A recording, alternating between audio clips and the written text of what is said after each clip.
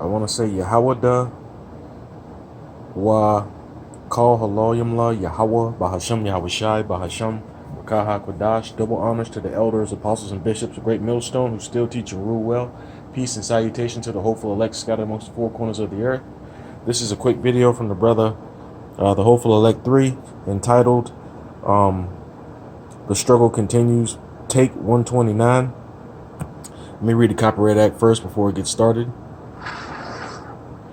Copyright disclaimer: under Section 107 of the Copyright Act of 1976, allowance is made for fair use for purposes such as criticism, comment, news reporting, teaching, scholarship, and research. Fair use is a use permitted by copyright statute that might otherwise be infringing. Non-profit, educational, or personal use tips the balance in favor of fair use. Now, the first scripture I'm going to read, I'm sure the brother, I haven't even watched the video yet, but I'm sure the brother is going to probably tap into one, if not both of these. First one I'm going to go to is Haggai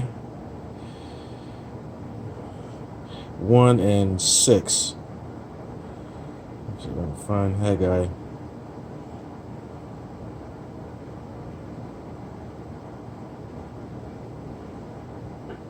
Talking, this is the struggles where is real is more about the, the struggles here in this economy as the elites are getting ready to crumble some of these people in the transition of going to total digital currency so that they can have a total digital credit system and have more control over us, the people. This is Haggai 1 and 6.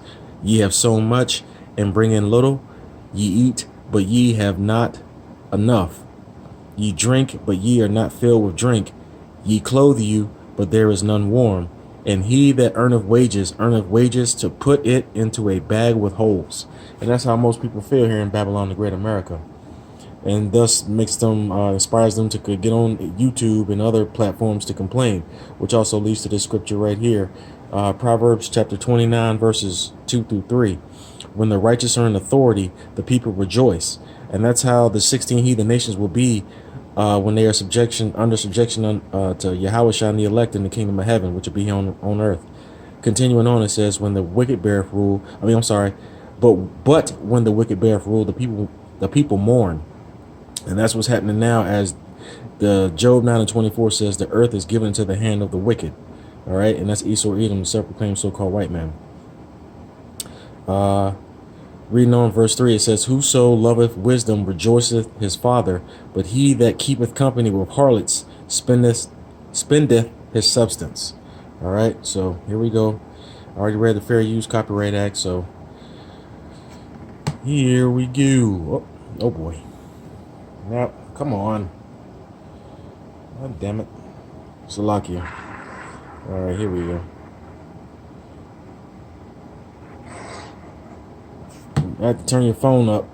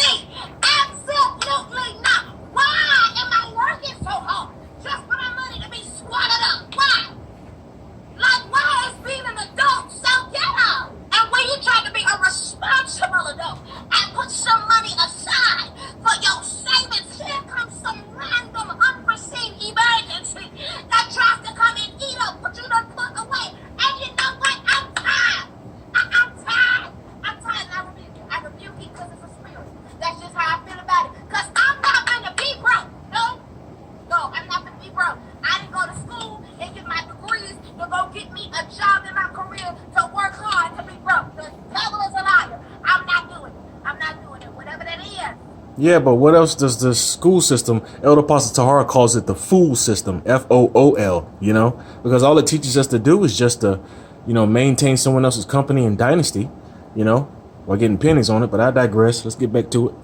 We cancel that because it's a no for me. It's a no for me. just so frustrating that the world we live in, I literally cannot afford to feed me and my son. Like, the little bit of food that I can afford goes to him. I have, like, starved myself so much in the past few months than I've ever had to do. And sometimes it's fine because, like, my GI issues, I'm not even hungry anyway. But, like, today, my stomach is growling. You know what I have in my fridge? Water. Literally, water. If you don't believe me, I'll show you. Like, see, water. And that is turkey bacon, and that is a roll, but that's really fun. And these are empty. They're just eggshells. There is that fruit and applesauce, but the applesauce is for my son too. And I am thankful for the people that, like, lend me money. I always pay it back to get by, because sometimes, like, literally I have to, like, borrow money just so that I can get something for my son until the next disability check comes, or like whatever. And it's embarrassing, but it's not that I'm doing anything wrong. The world is just too expensive. My rent alone takes literally half of the money that comes in. Then you have insurance, gas, my dog, utilities, like, and then I have to somehow afford food. Like, I can't do it. And I literally cannot afford to be disabled. But yet, even I know people that aren't on disability are struggling to feed themselves as well. And, like, it's just me and my son, and I'm struggling. So I can't imagine, like, a single mom that have more than one kid or, like, whatever. And I'm not, like, and I'm honestly not really losing that much weight, but I think it's because my body is just, like, storing on to the fat that I do have, because it's like, who knows when we'll get to eat again. Like, it's embarrassing, but, like, it's nothing that I'm fucking doing wrong. It's this country. I hate it here. So we're on our way to go to the grocery store and some other places. But first I want to talk about something. And I know a lot of people can probably relate to this. But me and my husband make the most we've ever made, which I'm a stay-at-home mom, so I don't really bring anything in. But we've been married almost 9 years, and we are bringing home the most amount of money that we've ever brought home. But it feels like nothing. I feel like everything has just gone up so much. Like, I can't get out of the grocery store under $400 most of the time. Hey. Filling up my car is over $100 almost. And then you have 3 kids on top of that do sports, and then you got extracurriculars, and then in the summer you're feeding them breakfast, lunch, and dinner, and snacks, and it's just a lot. And I saw a couple other people on TikTok talking about this, and it made me feel good knowing that I'm not the only one. That sometimes it feels like you're just scraping, the bottom of the barrel, but we literally do whatever we can to save money and to budget. And if we would have been making the money that we make now 10 years ago, dude, we would have been rich. And it's sad to say, like, I'm not gonna say what my husband makes, but we should be fine. We should be doing great. But the price of everything is freaking expensive. Deodorant's out here $11. Body wash, you buy a big deal of it, it's like $25. Like, it's just crazy to me, man. And then you got groceries and alright, my TED Talk for today. I'm also gonna add that every time we get ahead and we're doing good, something always happens. It started out with my transmission. My transmission went out at the beginning of the year. Then my AC unit went out, and then I had to pay for both of those together is $8,000, and that completely. What? Wait a minute. What did you say? My transmission went out at the beginning of the year. Then my AC unit went out, and then I had to pay for both of those together is $8,000, and that completely it's random. I mean, it's just irritating. Like, he works so hard for all the money and all the things, and we always try to get ahead, and then it's like 5 steps ahead, 10 steps back every single time, and it just sucks. But it'll be alright. I'm grateful. Now I'm just ready for our vacation. I need a beach vacation.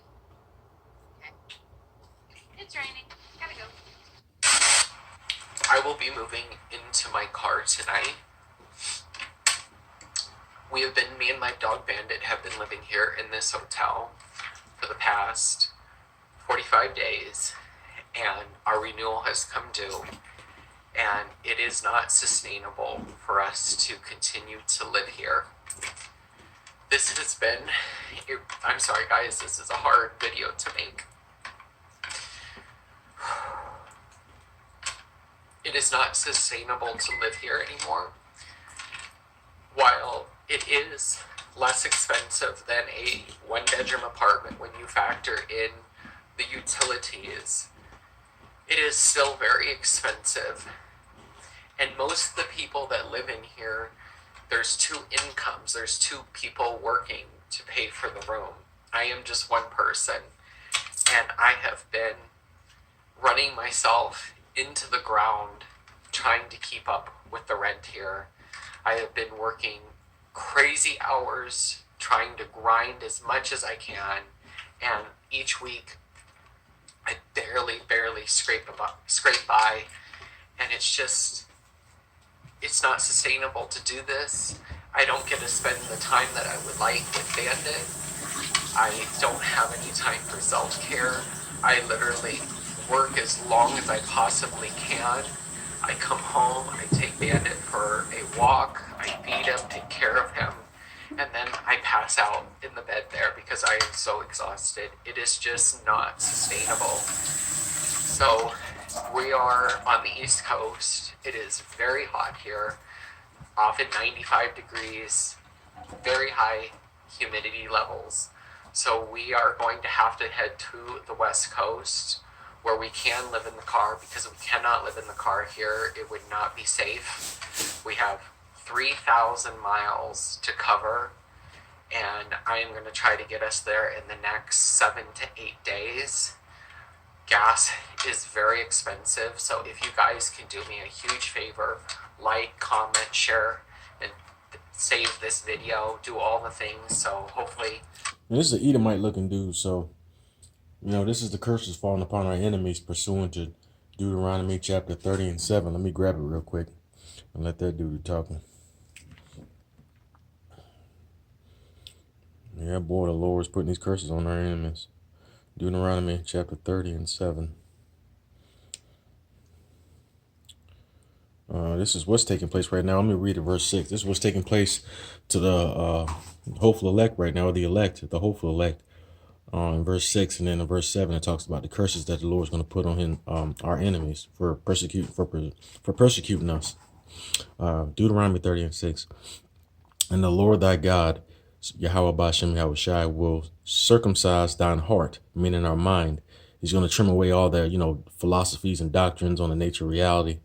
And he's edifying the spirit and the minds of, he's edifying the minds of the elect with, what's really going on with this doctrine of Yahweh Bashem Yahushai via the Elder Apostle Tahar on down to GMS.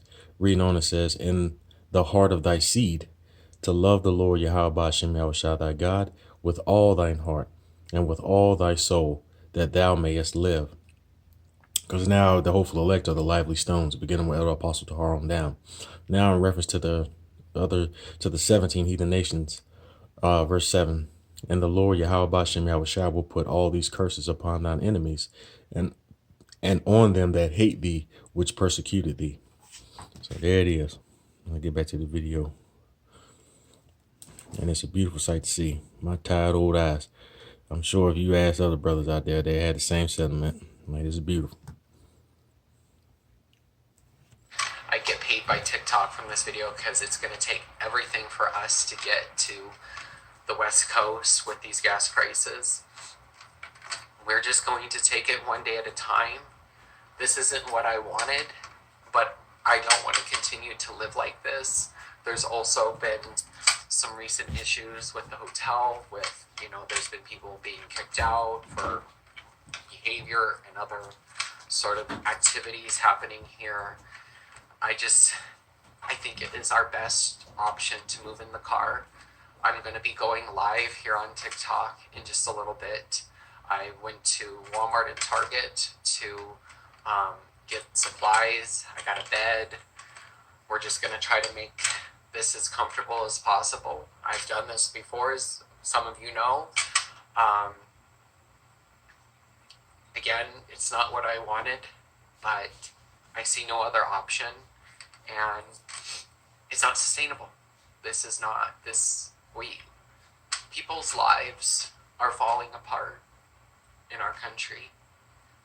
Something has got to give. There needs to be affordable housing. We shouldn't have to work 60 hours a week to just live. It is not okay. I am sorry that this video is not positive. I'm doing my best. That's positive for the hopeful elect. That's for damn sure there. Yo, if I see that news report of them talking about how more and more Americans are reporting food insecurity, I'm gonna fucking lose it. We have no money! How many times do we have to say it? How many ways do we have to say it? We are broke. We are poor. We have no extra cash. I don't have the money for that right now. No Tango de Niro! How many times do we have to say we don't have money? Oh, more people are reporting food insecurity. More people are going on vacation. No, duh! We are poor! Thank you! Think about this for a second. Since 2009, rent has exploded, groceries have exploded, gas, utilities, insurance, everything costs so much more. And everyone says, oh, it's inflation. Okay, I get that.